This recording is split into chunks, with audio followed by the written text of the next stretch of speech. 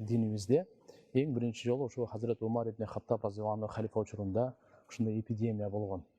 Ошол эпидемияда ата Шам мамлекетине баратканда ошол жерден кабар келип, ушундай эпидемия бар экен дегенде, аскерлери менен кетип бараткан эле Хазрет Умар разияллаху анху айтты, кайттык дегенде ошол жердеги анча-мынча сахабалар айткан эле. Амир муъминин, сиз Алланын тагдырынан качасызбы?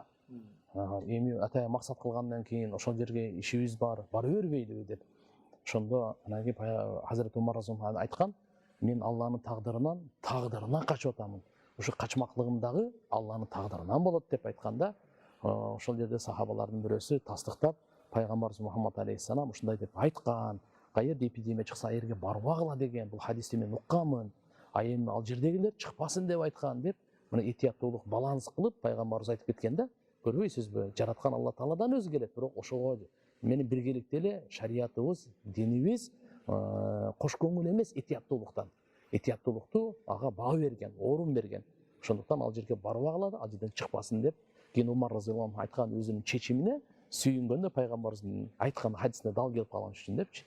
Эми бул ошол азыркы исламдан, динден бери тартып деле ага чейин деле мындай эпидемиялар болуп келген. Кыргын болуп келген. Айта турган болсок, мына биздин азыркы аалымдарыбыз, улуу аалымдарыбыз айтат, мындай эпидемиялар өзү бир күчөйүп, бир түшүп, ылдый болуп, эч ким эч нерсе колунан келбейт, ажиз экен, Алланын алдында алсыз экен. Өзүлөрү ушундай кылып, негизги максат күнөөлөрдү таштап, Аллага кайтып, тообаларды кылып, ушуларды эскертүү үчүн келет экен да.